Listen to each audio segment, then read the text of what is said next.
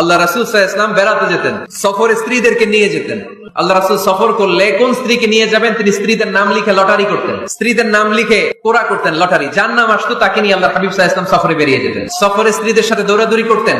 আম্মা জান আয়েশা রাদিয়াল্লাহু তাআলা আনহাকে আল্লাহর হাবিব সাল্লাল্লাহু আলাইহি ওয়াসাল্লাম এত ভালোবাসতেন, আল্লাহর হাবিব সাল্লাল্লাহু আলাইহি ওয়াসাল্লাম বলতেন, আয়েশা চলো দৌড়াদৌড়ি করি। ওই যে দেখা যায় খেজুর গাছ, চলো কে কার আগে যেতে পারে। দুইজন দৌড়ালেন। বিয়ের প্রথম দিকে আম্মা জান আয়েশা রাদিয়াল্লাহু তাআলা আনহা ফার্স্ট হয়ে গেলেন, কারণ তখন তিনি চিকন ছিলেন, এত মোটা ছিলেন না। আবার অনেক বছর পরে আরেক সফরে যখন আম্মা জান আয়েশা সফরে লটারিতে নাম আসলো, ওই সফরে আবার আল্লাহর হাবিব সাল্লাল্লাহু আলাইহি ওয়াসাল্লাম বললেন, আয়েশা চলো আজকে দৌড়াদৌড়ি করি। দুইজন দৌড় দিলেন। এবার আম্মা জান আয়েশা রাদিয়াল্লাহু তাআলা আনহা জিততে পারলেন না, যেহেতু মোটা হয়ে গেছেন। আল্লাহ রাসূল সাল্লাল্লাহু আলাইহি ওয়াসাল্লাম দৌড়ে গাছ ধরে ফার্স্ট হয়ে গেলেন। আম্মা জান আয়েশা এবার রাগ করে বসে আছেন। আল্লাহর হাবিব সাল্লাল্লাহু আলাইহি ওয়াসাল্লাম বললেন, ওই যে কয়েক বছর আগে আয়েশা একদিন রাতে তুমি আমারে হারাই দিছিলা, আজকে তোমারে হারাইয়া ওটার প্রতিশোধ তুলে নিলাম। কি ভালোবাসাবাসী ছিল, কি খুনসুটি ছিল, কি আদর্শ, আগের সমৃদ্ধ সুখী শান্তির একটা সংসার ছিল।